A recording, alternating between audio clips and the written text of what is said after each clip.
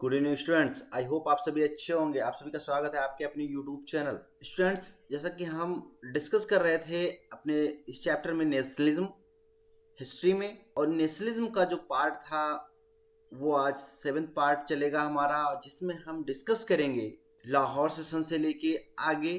क्योंकि हमने लास्ट उसमें देखा कि साइमन कमीशन जब इंडिया आता है तब कैसे लोगों ने उसका विरोध किया, अपोज किया साइमन कमीशन को, साइमन गो बैक के नारे के साथ 1928 में।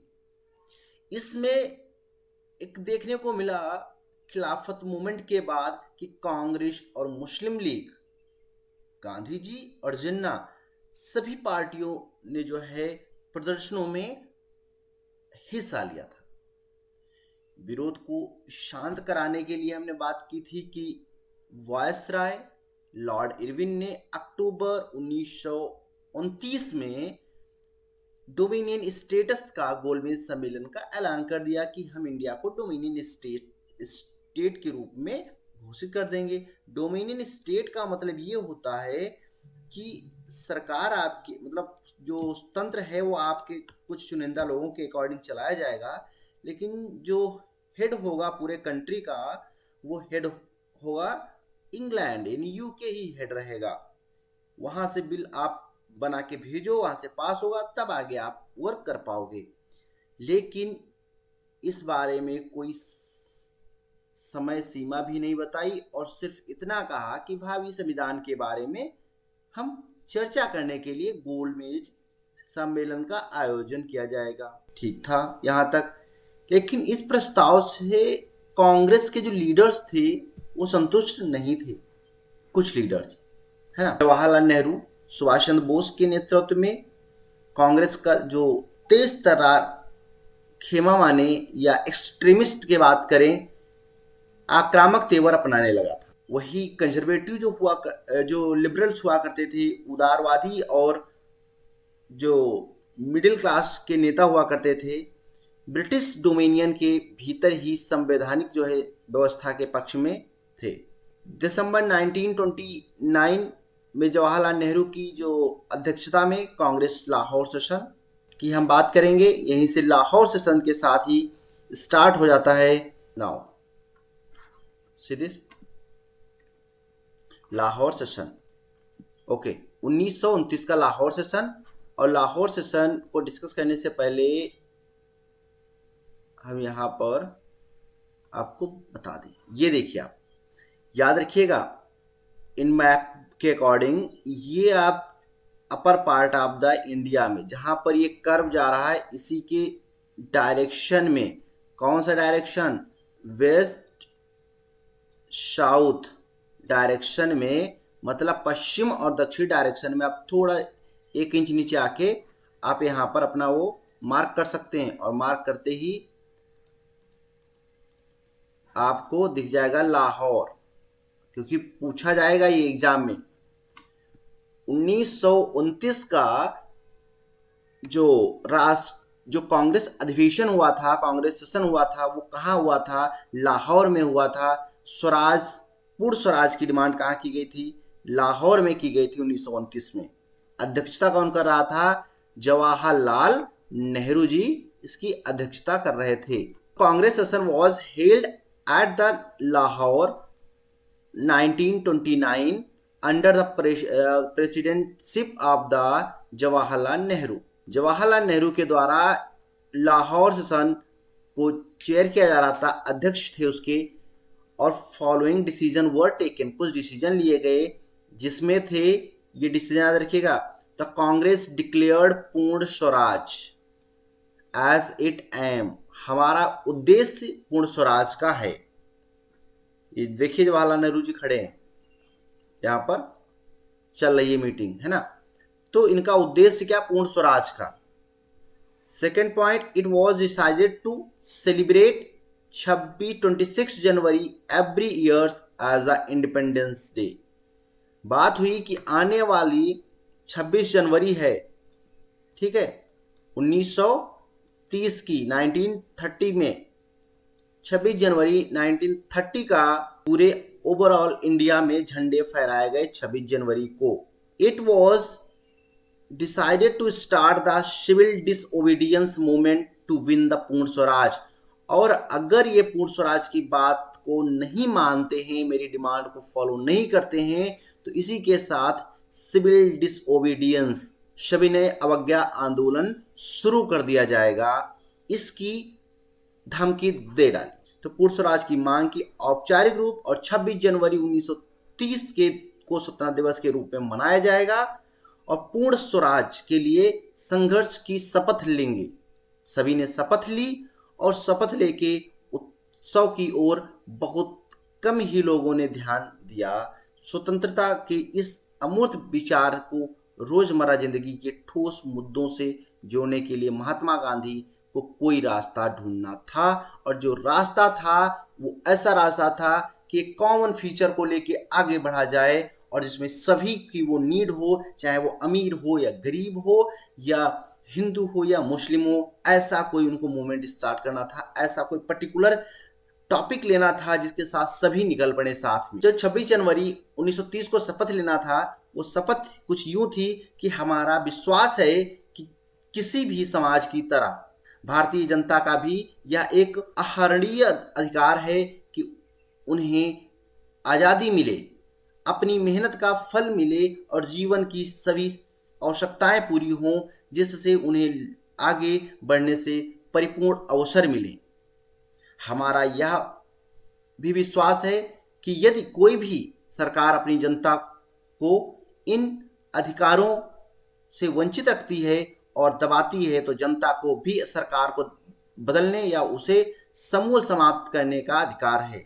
भारत में ब्रितानी सरकार ने यानी ब्रिटिश सरकार गवर्नमेंट ने न केवल भारतीय जनता को स्वतंत्रता से वंचित किया है, बल्कि उनसे जनता का शोषण किया है उसने, और देश को आर्थिक, राजनीतिक, सांस्कृतिक और आध्यात्मिक स्तर पर नष्ट कर दिया है। इसलिए हमारा विश्वास है कि भारत को अनिवार्य रूप से ब्रिटेन के साथ अपने सभी संबंधों को समाप्त करके पूर्ण स्वराज की जो प्राप्त करना चाहिए। नाउ इसी के साथ क्या होता है, लाहौर सेशन में डिसाइड किया गया और फर्दर आगे की बात की गई, और इसी के साथ कुछ फैक्टर्स हैं जो लीड करना स्टार्ट कर दिए थे, leading up to civil disobedience movement की तरफ। कुछ फैक्टर्स पढ़ते हैं, फिर हम आगे डिस्कस करते हैं। ऐसे सरकमस्टांसेस बन गए थे, सरकमस्टांसेस बनते हुए चले गए कि लीड करने लगे सिविल डिसओबीडियंस मूवमेंट को, और जो कि नीचे हैं। जैसे अगर हम बात करें फर्स्ट साइमन कमीशन का जब विरोध हुआ, ऑल ब्रिटिश कमीशन जो it was the all British commission था, इसमें सभी ब्रिटिश मेंबर्स हुआ करते थे। अपॉइंट हुआ था नवंबर 1927 को, नवंबर 1927 को, और इन्वेस्टिगेट कर रहा था to need for the further constitutional reforms and reforms को लीड करना था, और जो कि 1928 में भारत पहुंचा। अब्सेंस ऑफ इंडियंस इसमें थे, एंड ये जो अब्सेंस थे इंडियंस, ये इंडियंस की इंसल्ट थी और सेल्फ रिस्पेक्ट की बात थी, and they decide the boycott of the commission. Boycott of the commission को डिसाइड किया गया, और बाइकआउट ऑफ कमीशन में मेन डिसाइड किया, साथ में ब्रूटली इन पे पिटाई हुई, और पिटाई के साथ डोमिनियन स्टेटस की लॉर्ड इरविन ने बात कर दी। और इसी के साथ जब लाला लाजपत राय जी को मार दिया गया, यानी पीटा गया बुरी तरह से, है ना, और तो इसमें और उसमें उस टाइम में जब इनको पीटा जा रहा था तो इनकी डेथ हो जाती है, लाला लाजपत राय जी की।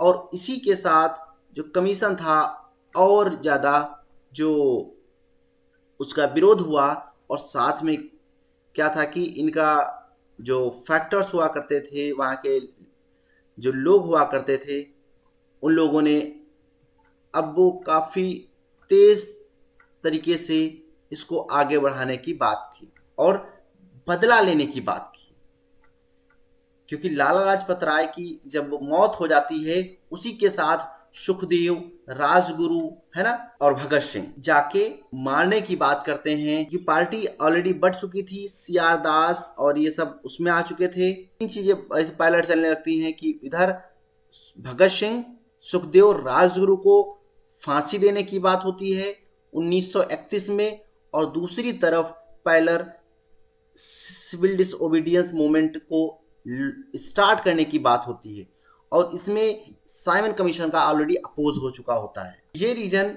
बढ़ने लगे थे, ठीक है।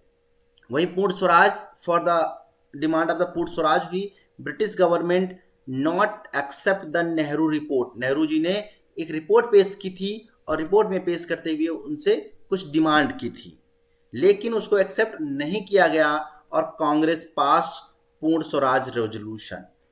कांग्रेस गवर्नमेंट थी, जो कमेटी अलग हुआ करती थी कांग्रेस की, उसने कांग्रेस पूर्ण स्वराज का रेजोल्यूशन जो है वो पास कर दिया। It is Lahore session in 1929। 1929 में लाहौर सेशन में इसको पास कर दिया गया पूर्ण स्वराज की डिमांड के लिए।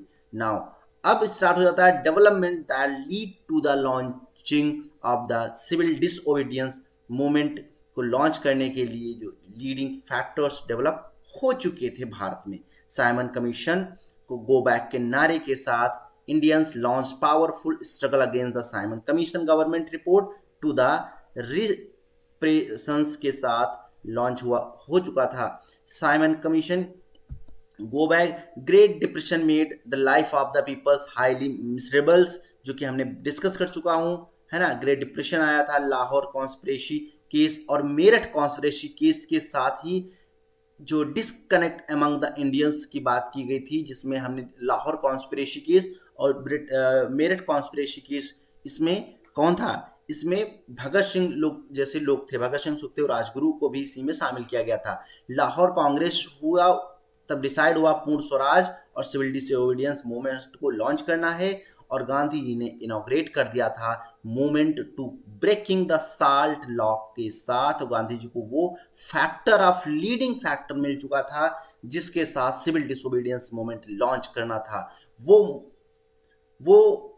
जो एलिमेंट था वो सॉल्ट लॉ था, जो कि गवर्नमेंट ने बना रखा था। सॉल्ट, नमक कानून। नमक कानून, नमक ऐसा जो एलिमेंट है या इंग्रेडिएंट है जो सभी को नीड होती, चाहे वो छोटा हो, रिच या poor, any religion, any caste,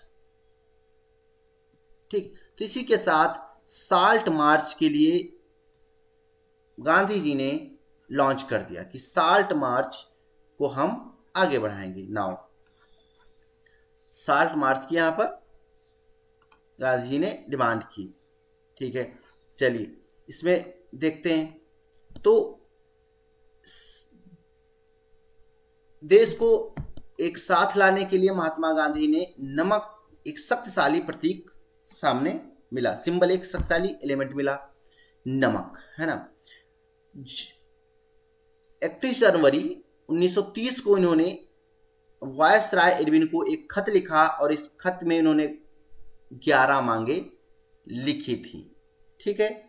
और 11 मांगों के साथ कुछ सामान्य मांगे थी, कुछ मांगे उद्योगपतियों से लेकर किसान तक भिन्न तबकों से जुड़ी थी।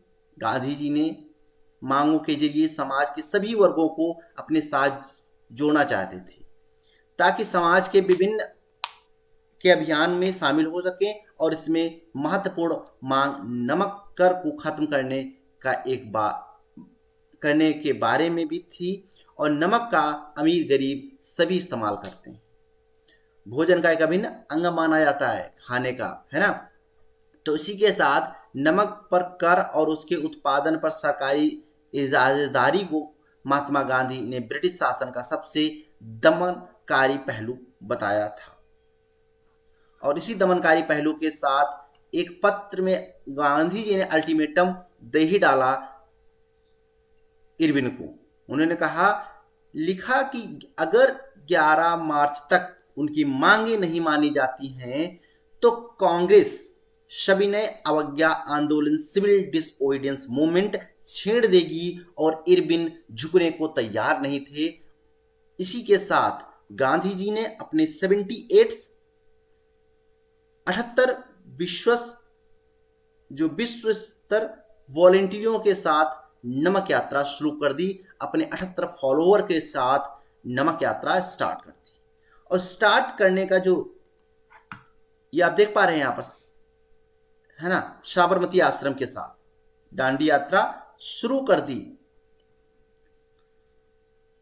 अब जो शुरू करने का फैक्टर, इसमें 240 किलोमीटर दूर दांडी नामक गुजराती तटीय कस्बे में जाकर खत्म होनी थी। 240 किलोमीटर की बात की साबरमती आश्रम से चलने की।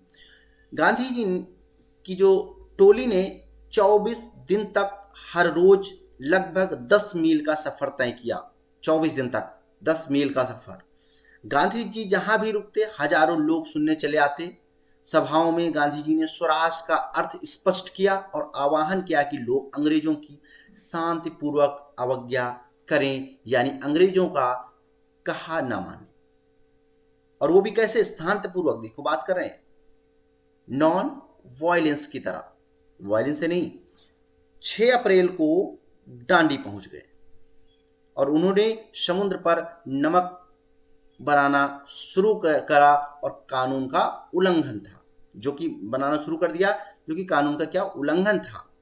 और यहीं से सविनय अवज्ञा आंदोलन शुरू होता है। और तो हम इसमें अब पहले देख लेंगे कि 200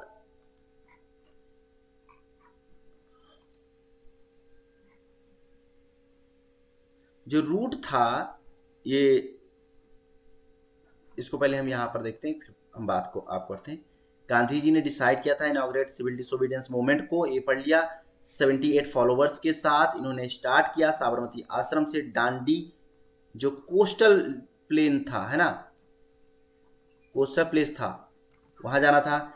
6 अप्रैल 1930 को ये दांडी पहुंच गए। वहां पर वाटर को बॉयल किया और नमक बनाया और नमक कानून तोड़ दिया। और यहीं से स्टार्ट होता है सिविल डिसोबीडियंस मूवमेंट। गवर्नमेंट कम इम्पोज करती है heavy tax on the salt पर, इसलिए ये सब गांधी जी को करना पड़ा था, इस चीज को अपोज करने के लिए। आप देख रहे हो मॉर्निंग का टाइम था जब 6 अप्रैल 1930 को अपने 78 फॉलोअर्स के साथ अरब सी के कोस्ट पर सूरत के पास पहुंच चुके थे। और ये रूट की बात करें अगर, तो ये 240 किलोमीटर का उनका था। तो अब इसी रूट में क्या हुआ है, कुछ चेंजेस, ये आप देख रहे हैं, ये रूट था ये गांधी जी वाला। तो इस तरह से इसमें हुआ क्या, इसको अभी कुछ नामों से, जो 410 किलोमीटर का अहमदाबाद और दांडी के लिए जो रूट बनाया गया है, उसको रीनेम करके दांडी रूट किसे उसे NH64 रख दिया गया है। ठीक, NH64 नेशनल हाईवे नंबर 64, ये आप देख पा रहे हैं। इट अर्ली कॉल्ड NH, इसे अब कहने, अभी जल्द से ही कहने जाना लगा है NH नेशनल हाईवे 228। ठीक, ये अब प्रेजेंट टाइम जब आप इससे पे निकलेंगे तो वही रूट है, ये ध्यान रखिएगा। और NH64 include new existing root. इसी के साथ जो NH60 है, उसी के साथ एक नया रूट बना दिया गया है। और trail to been the Gandhi Ashram and to the Dandi, Gandhi Ashram से साबरमती से लेके दांडी तक का रूट तय किया गया है। नाइट हल्ट भी है to have the multimedia information kiosks for tourist and plaque you install in a village to feature Bapu speech, है ना। तो यहाँ पर जब आप जाओगे तो बीच में इसमें गाँव में नाइट हर्ट के लिए जहाँ जहाँ रुके थे वहाँ पर बापू जी के बारे में लिखा है। बापू जी के बारे में वहाँ पर जो चलचित्र के टाइम में, मगर हम वीडियोस के टाइम में, उस टाइम में लगाया गया है, स्पीचेस लगी हैं और लोगों ने वहाँ पर हल्ट बना रखे। ठीक है, तो ये नेशनल हाईवे हो गया है, चाहे 64 की बात करें या 228 की बात करें हम, वो यही हाईवे माना जाता है। ठीक है, तो आप जब कभी जाइएगा इस हाईवे पे तो आप आराम से देखते हुए और घूमते हुए जा सकते हैं। नाउ अब मोमेंट, आई थिंक आपको ये क्लियर हो गया होगा, यहाँ तक कोई प्रॉब्लम नहीं हुई होगी, है ना। डांडी, ड्राइव टू डांडी, अब आप देख पा रहे हैं इसमें भी देखो, ये देखो है ना, ये डांडी तक आना था और ये आपका एरिया है, ये साबरमती आश्रम से लेके बारदौली और ये डांडी, ठीक, ये आपका रूट है। नाउ आपको बस इतना पता होना चाहिए डांडी कहाँ पे है, ये डांडी आपका है, क्योंकि पूछा जाएगा साल्ट मार्च के बारे में आपके मैप पे। The main features of civil disobedience movement. Now अब सिविल डिसओबीडियंस मूवमेंट की हम बात करते हैं, उसमें कौन से मेन फीचर थे। तो सिविल डिसओबीडियंस मूवमेंट की जो हम बात कर रहे थे, salt break the salt law, broke the salt law at Dandi and inaugurated the movement. People broke salt law in many places. जैसे गांधी जी ने डांडी में अपना सॉल्ट लॉ को तोड़ दिया, नमक कानून तोड़ा, उसी तरह से मैनी पीपल्स अलग अलग प्लेसों पर तोड़ दिया इन लोगों ने, ठीक।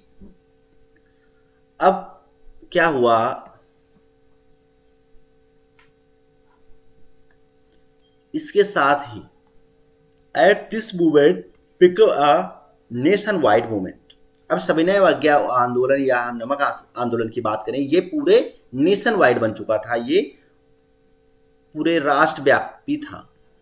People from the rural areas registered their participations, गांव से भी लोग जुड़े हुए थे, ग्रामीण एरिया से भी लोग जुड़े हुए थे, महिलाएं भी इसमें बढ़ चढ़कर पार्ट ले रही थी बड़े नंबर पे, ठीक है।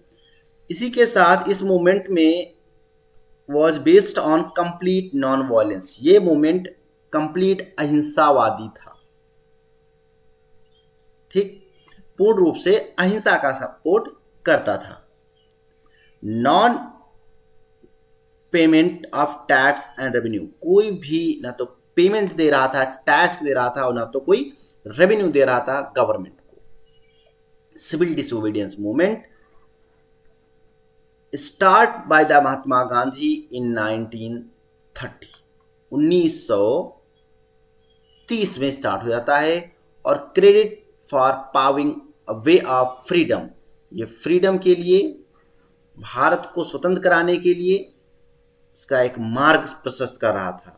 Movement was launched observations of the movement was launched after the observations of the Independence Day in 1930।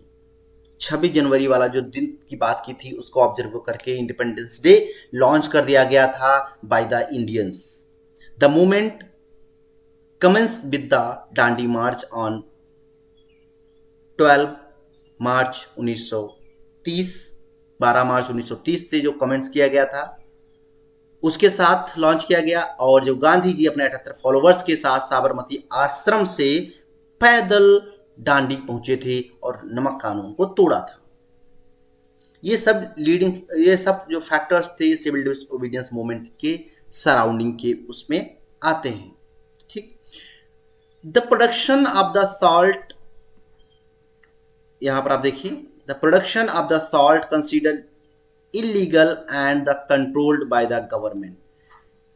जो प्रोडक्शन था सॉल्ट का वो इलीगल बात की गई, और क्योंकि ये गवर्नमेंट के कंट्रोल में हुआ करता था, और ये एक नेसेसरी इसेंशियल आइटम था फॉर द फूड के लिए।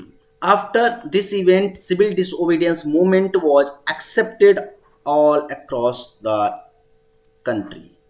इसी के साथ पूरे भारत में सिविल डिसोबीडियंस मूवमेंट को स्वीकार कर लिया गया, और सिविल डिसोबीडियंस मूवमेंट 1930-31 में लॉन्च कर। The main feature of civil disobedience movement, civil disobedience movement में हुआ क्या, इसमें लोगों ने फिर वही काम करना स्टार्ट किया कि Gandhi ji call off the movement on the 15 March को कॉल ऑफ करते हैं, लेकिन बात इसमें वो हुई कि कि जब सविनय अवज्ञा आंदोलन शुरू हुआ, यह आंदोलन के मुकाबले किस तरह अलग था। अगर हम बात करें असहयोग आंदोलन से, है ना, क्योंकि नॉन कॉपरेशन मूवमेंट हमने देखा, उसमें भी वही बात की गई थी।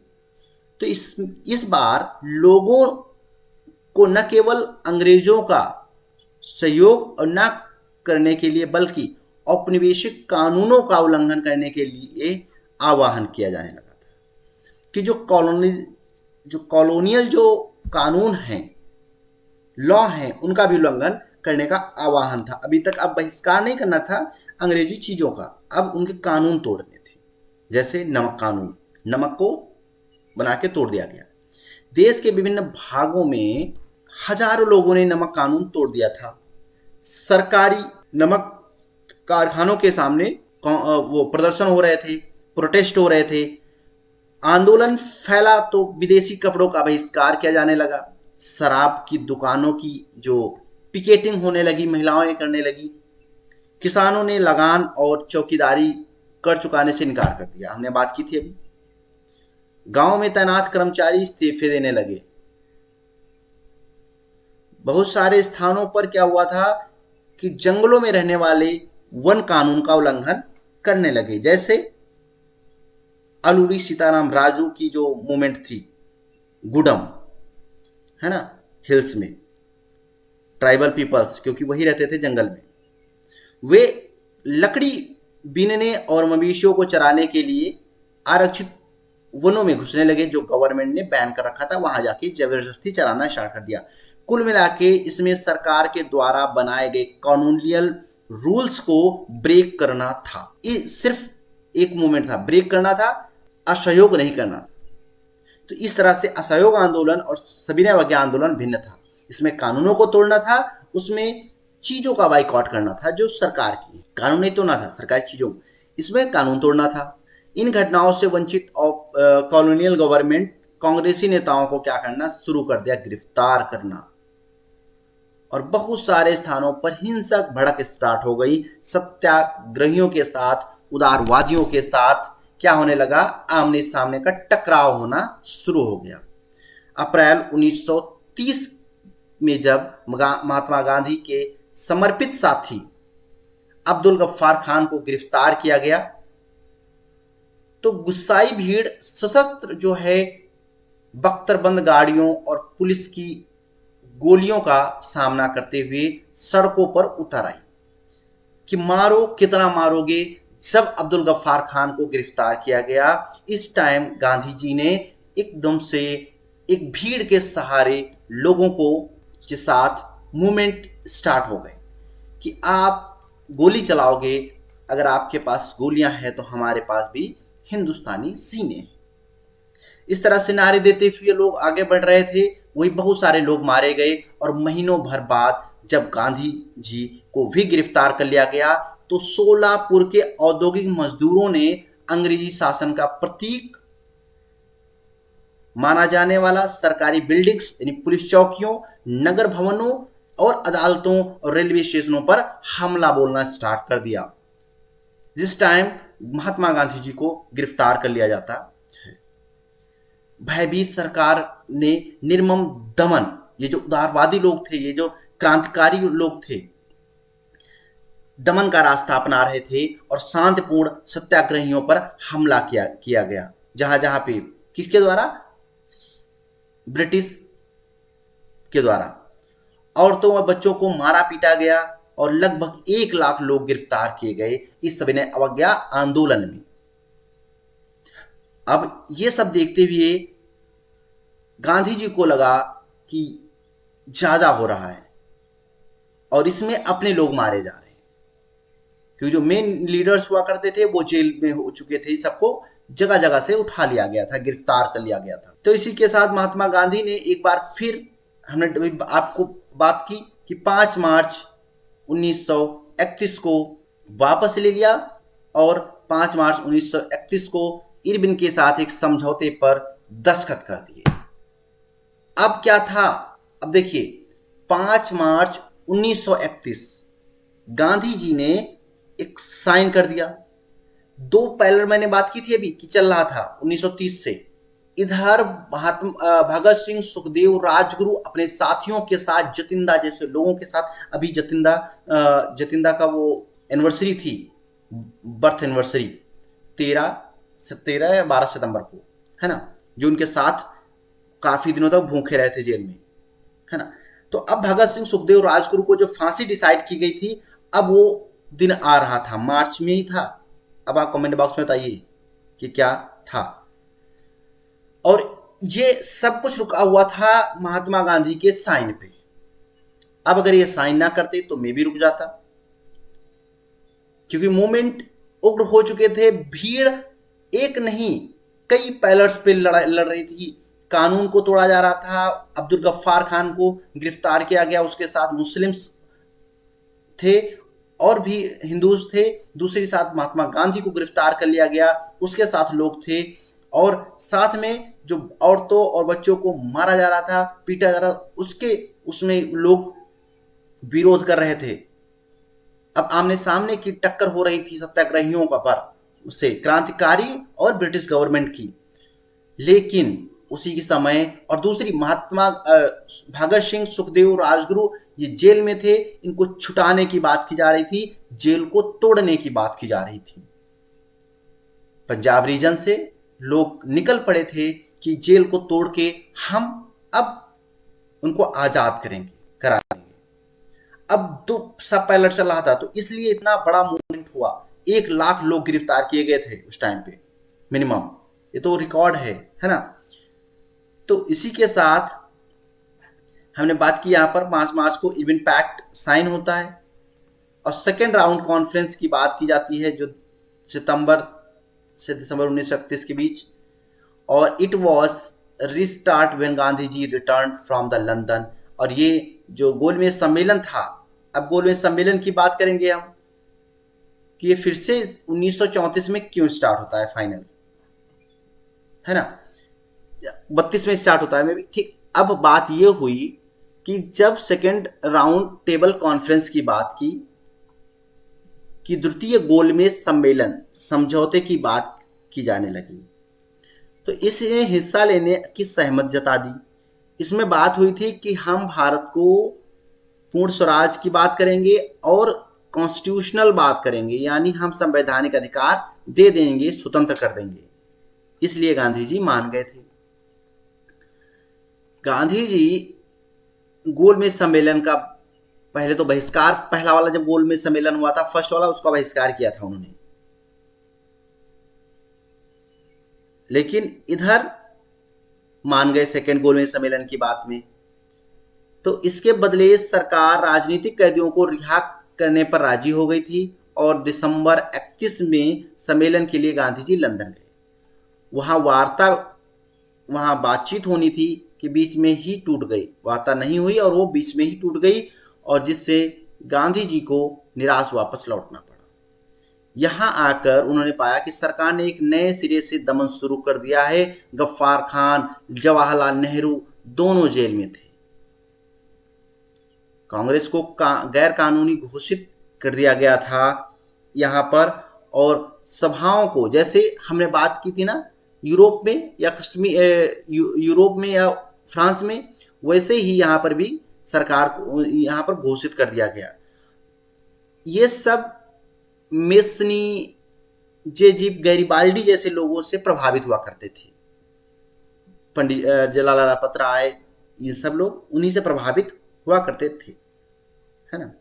तो सभाओं और प्रदर्शनों और बहिष्कार जैसी गतिविधियों को रोकने के लिए सख्त कदम उठाए जा रहे थे, और भारी आशंकाओं के बीच महात्मा गांधी ने सविनय अवज्ञा आंदोलन दोबारा शुरू कर दिया, और साल भर तक आंदोलन चला। लेकिन 1934 तक आते आते उसकी गति मंद पड़ने लगी। क्यों?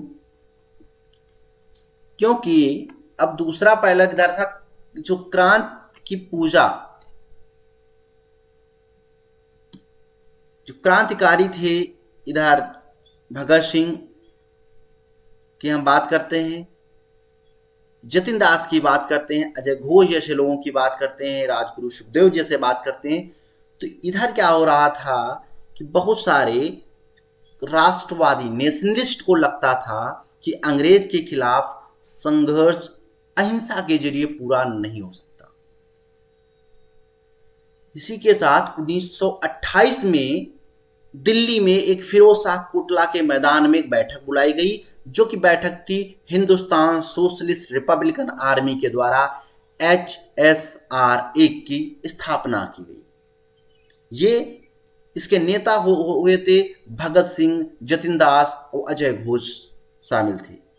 देश के विभिन्न भागों में कार्रवाइयां करते हुए HSRA ने यानी Hindustan Republican socialist Republican army ने ब्रिटिश सत्ता के कई सिंबल्स को निशाना बनाया, और ये पार्टी पहले हिंदुस्तान रिपब्लिकन आर्मी होती थी और इसमें चंद्रशेखर आजाद जैसे लोग हुआ करते थे, और उधर उनको अल्फ्रेड पार्क में मार दिया गया था। अब जो कमान थी सब वो भगत सिंह जैसे लोग, जतिन दास और अजय घोष जैसे लोगों के हाथ में आ गई थी।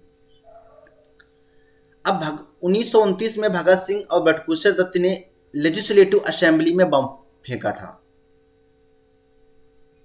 1929 में, क्योंकि 28 में जब लाला लाजपतराय जी को मार दिया था लाठियां चार्ज करते करते, तो उस टाइम पे इन्होंने डिसाइड किया कि अब हमको एक एक्शन लेना है, इनको बहरों को सुनाने के लिए धमाके की आवश्यकता होती है, और वो धमाका लेजिस्लेटिव असेंबली में 1929 को किया गया भगत सिंह और बटुकेश्वर दत्त के साथ।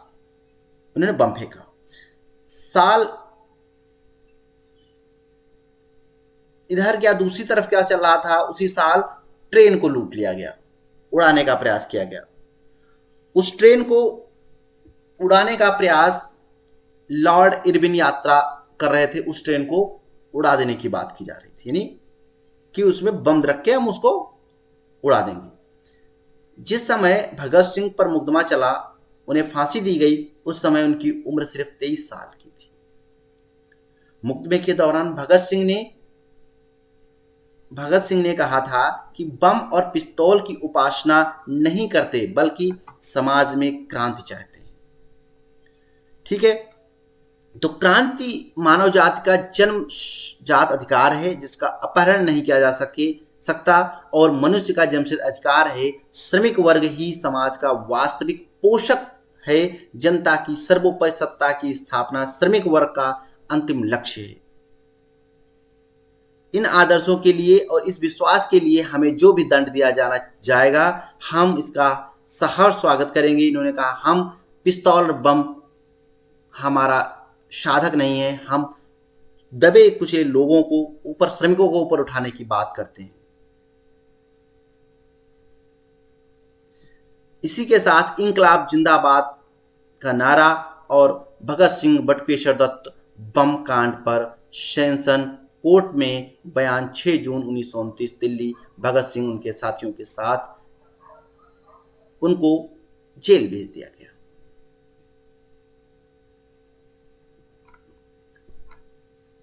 अब इतना सब इधर चल रहा था कि उधर भगत सिंह, सुखदेव, राजगुरु, बटुकेश्वर दत्त, इन सबको उधर फांसी और उसकी बात की जा रही थी। हिंदुस्तान सोशलिस्ट रिपब्लिकन आर्मी को कैप्चर किया गया। इधर अब्दुल गफ्फार खान, जवाहरलाल नेहरू को, दूसरी तरफ भगत सिंह की, दूसरी तरफ महात्मा गांधी जी ने फिर से नॉन सिविल डिसोबीडियंस मूवमेंट यानी सविनय असहयोग आंदोलन लॉन्च कर दिया। सविनय आंदोलन लॉन्च कर दिया। People refuse the cooperate with the government during the non cooperation movement and people broke law of the civil disobedience. लोगों ने असहयोग आंदोलन में उनके साथ कॉपरेट नहीं किया था, रिफ्यूज किया था कॉपरेट को, और इधर लॉ को ब्रेक किया था। Muslims participate in large numbers in a non cooperation movement. मुस्लिमों ने क्या किया था, अब इसमें क्या डिफरेंस हम बात कर रहे हैं, सिविल डिसोबीडियंस मूवमेंट और नॉन कॉपरेशन, असहयोग और उसमें। अब लेकिन मुसलमानों ने असहयोग आंदोलन में बढ़ चढ़ के हिस्सा लिया था। मुस्लिम्स पार्टिसिपेट कम किया था, सविनय अवज्ञा आंदोलन में कम पार्टिसिपेट किया था एज कंपेयर असहयोग आंदोलन किए, क्योंकि वहां पर खिलाफत मूवमेंट साथ में था, इसलिए ज्यादा लोग शामिल हुए थे।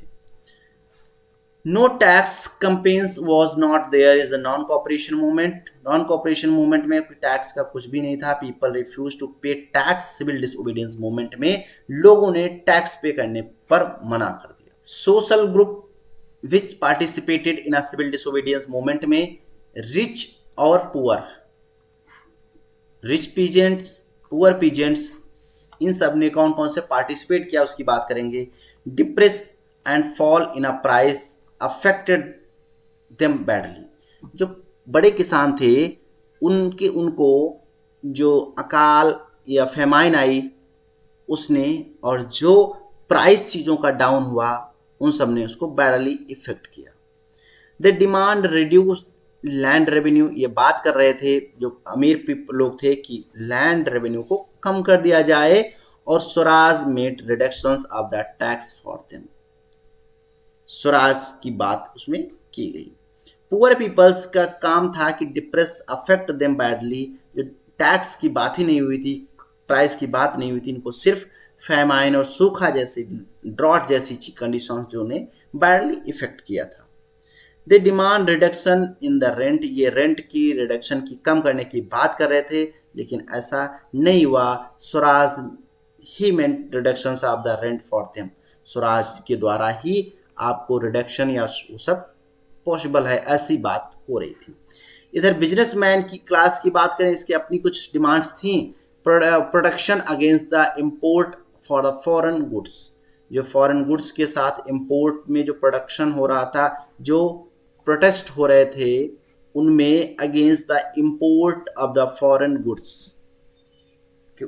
फॉरेन जो गुड्स हैं उनको इम्पोर्ट जब किए जा रहे हैं, उनके प्रोडक्शन की बात की जा रही थी कि उनको कुछ सपोर्ट मिल सके एज विदेशी आधार पर। दे wanted a rupee sterlings exchange rate and could be discourage import, and they formed Indian Industrial and Commercial Congress in 1920. They also formed the Federal of Indian Chamber of Commerce and Industry.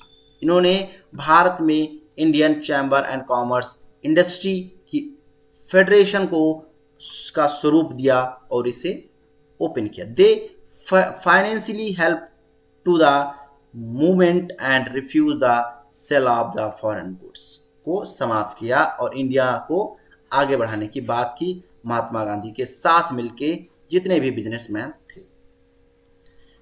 अब industrial workers कुछ हुआ करते थे, उनको poorly paid किया जाता था, कम पे किया जाता था। इस कंडीशन को बहुत ही दयनीय दशा मानी गई और इसे स्वराज के आधार पर बेटर सैलरी और बेटर कंडीशन देने की बात की गई for the end railway workers and dockyard workers conduct strike. जगह जगह रेल के जो वर्कर हुआ करते थे, जो कारीगर काम करने वाले लोग हुआ करते थे, और जो तटों पर काम करते थे, जो नाव में काम करते थे, उन लोगों ने स्ट्राइक किया। और वर्कर्स माइल जो मीलों में करते थे work, Gandhi ji keeps to took part of the rallies के साथ मिलके रैली की और उसके साथ गांधी जी ने उनको हेल्प की उनके अधिकारों को देने में। Main contributions of the civil disobedience movement को मेन कंट्रीब्यूशन की बात की क्या की गई, इसमें मेन बात थी civil disobedience movement was first struggle to win the Purna Swaraj और कंप्लीट इंडिपेंडेंस की बात की गई थी। इसमें it was based on non violent satyagraha पर बेस्ड था और Gandhi and idea were widely followed. Gandhi ji के आइडिया को पूरी तरीके से फॉलो किया जा रहा था और इसमें वुमेन्स पार्टिसिपेशन लार्ज नंबर पर था। इसी के साथ जो it was a real mass movement, ये वास्तविक जो है मास मूवमेंट था, इसमें किसी को बुलाया ज़्यादा नहीं, इसमें सभी अपने आप बढ़ चढ़ के हिस्सा लिए थे और डिफरेंट वो भी साथ में डिफरेंट सोशल ग्रुप्स के लोग इसमें पार्टिसिपेट किए थे। और it was the open challenge to British rule, ये ब्रिटिश रूल के लिए ओपन चैलेंज था, इसीलिए इसे दबाने के लिए गोलियां लाठियां सब कुछ बरसाई। पीपल ओपनली जो डिसबॉयड लॉ जो लोग थे, जो पीपल्स इंडियन हुआ करते थे, इंडियंस ने या एक्सट्रीमिस्ट की बात करें या लिबरल्स की बात करें, ये सब क्या कर रहे थे, ये सब ओपनली तरीके से जो भी नियम कानून वो हो रहे थे उनको तोड़ने की बात कर रहे थे। मेन कुछ लिमिटेशंस थी सिविल डिसोबीडियंस मूवमेंट की। इसमें लिमिटेशंस की क्या थी? Dalit is not participated in the civil disobedience. Dalit और मुस्लिम्स कम, ये जिन्ना साहब हैं और ये Gandhi ji. Civil disobedience movement में, सविनय अवज्ञा आंदोलन में दलितों ने कम पार्टिसिपेट नहीं किया, बहुत कम किया। मुसलमानों ने भी कम किया। Movement because Congress didn't give the importance of their demands, क्योंकि इनकी डिमांड्स को, अब दलित की डिमांड क्या थी? सेपरेट इलेक्शन की। अब इसका तो सपोर्ट गांधी जी कर नहीं सकते थे, तो इस वजह से इन लोगों ने कम हिस्सा लिया। Many Muslims didn't participate in it and they thought that the Congress was moving close to the Hindu Mahasabha. अब इनकी अपनी प्रॉब्लम थी मुस्लिम्स की। इनके जिन्ना ने पार्टिसिपेट तो करवाया, लेकिन मुस्लिम्स ने कम पार्टिसिपेट किया, क्योंकि इनको लग रहा था कि जो कांग्रेस है वो हिंदू महासभा के साथ ज्यादा क्लोज है, मुस्लिम लीग के साथ नहीं। ये कारण हुआ। Communal riot occurred in many places, बहुत जगहों पर जो कम्युनल सांप्रदायिक जो दंगों की बात करें उस टाइप में था। Disunity between Hindu and Muslims start, Hindu और मुस्लिम में डिसयूनिटी स्टार्ट हो गई, क्योंकि कम्युनल रूट के साथ है ना। Industrial workers participate was minimum, industrial workers ने पार्टिसिपेट कम किया, क्योंकि इनके एक्सपोर्ट पर रोक लगी हुई थी, इसको बाइकआउट किया जा रहा था। इस वजह से इन लोगों को ने इस पर कम पार्टिसिपेट किया, उनकी जो मील थी वो प्रभावित हो रही थी। Efforts made by Gandhi ji for the upliftment of the Dalit, Dalit को बढ़ाने के लिए गांधी जी ने काफी मूवमेंट भी चलाए, और इन मूवमेंट्स के साथ हम अब इस पे कल चर्चा करेंगे। आज हम इसके बारे में देख लेते हैं लोगों ने आंदोलन को कैसे लिया। जैसे हमने बात की थी कि सिविल नाफरमानी या सविनय अवज्ञा आंदोलन में शामिल विभिन्न सामाजिक समूह कौन से थे, आंदोलन में हिस्सा क्यों लिया और उनके आदर्श क्या हुआ करते थे। जैसे हमने बात की स्वराज के मायने थे, क्या स्वराज के उनके मायने थे। गांवों में संपन्न किसान समुदाय जैसे गुजरात के पट्टीदार और उत्तर प्रदेश के जाट आंदोलन में सक्रिय थे। व्यवसायिक फसलों की खेती करने के कारण व्यापार में मंदी और गिरती कीमतें से वे परेशान थे।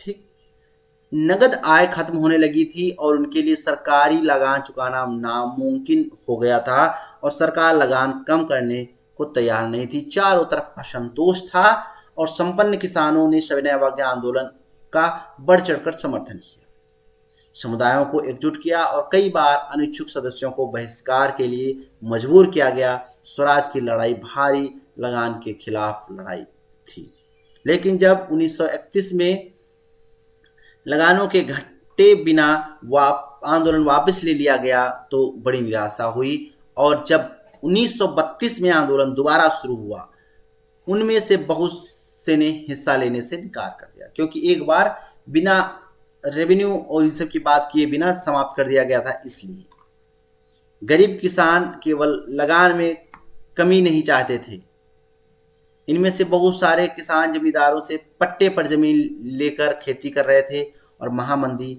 लंबी खिंची और नगद आमदनी गिरने लगी, तो छोटे पट्टीदारियों के लिए जमीन का कर चुकाना, किराया चुकाना मुश्किल हो चुका था। इन्होंने जमींदारों को जो भाड़ा चुकाना था उसे माफ कर दिया जाए, ये बात थी मजदूरों की।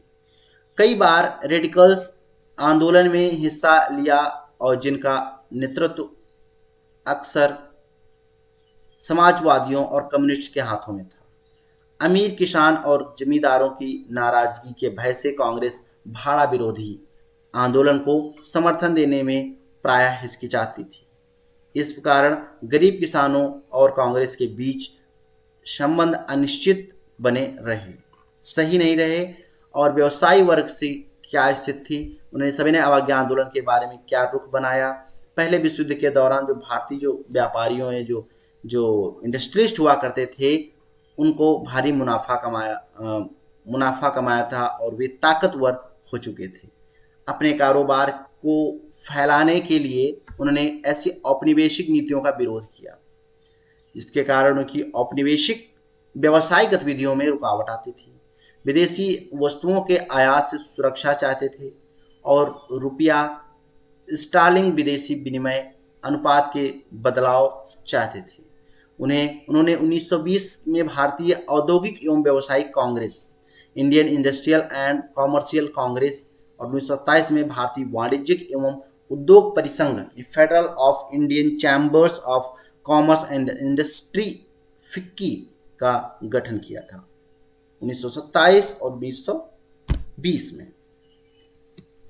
पुरुषोत्तम दास, ठाकुर दास और जीडी बिड़ला जैसे जाने माने उद्योगपतियों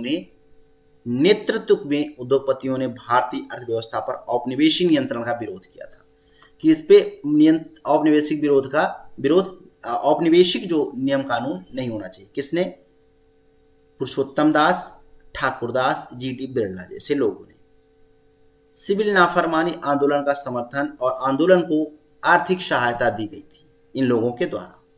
आयातित जो इंपोर्ट वस्तुओं को खरीदने या बेचने से इनकार कर दिया गया। व्यवसायिक स्वराज को एक ऐसे युग के रूप में देखते थे जहां कारोबार पर किसी भी प्रकार के कॉलोनियल जो बंदियां नहीं होंगी और व्यापार व उद्योग निर्विघ्न ढंग से फल फूल सकेंगे। गोलमेज सम्मेलन की विफलता के बाद व्यावसायिक संगठनों का उत्साह भी मंद पड़ गया था, इसीलिए जल्दी ही समाप्त हो गया था 1934 में ही।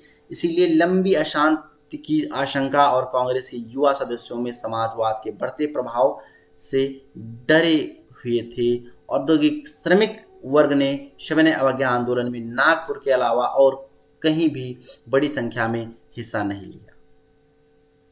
उद्योगपति कांग्रेस के नजदीक आ रहे थे, मजदूर कांग्रेस से पिछड़ने लगे थे, पीछे होने लगे थे। फिर भी कुछ मजदूरों ने सविनय अवज्ञा आंदोलन में हिस्सा लिया था। विदेशी वस्तुओं के बहिष्कार जैसी कुछ गांधी विचारों को कम वेतन व खराब परिस्थितियों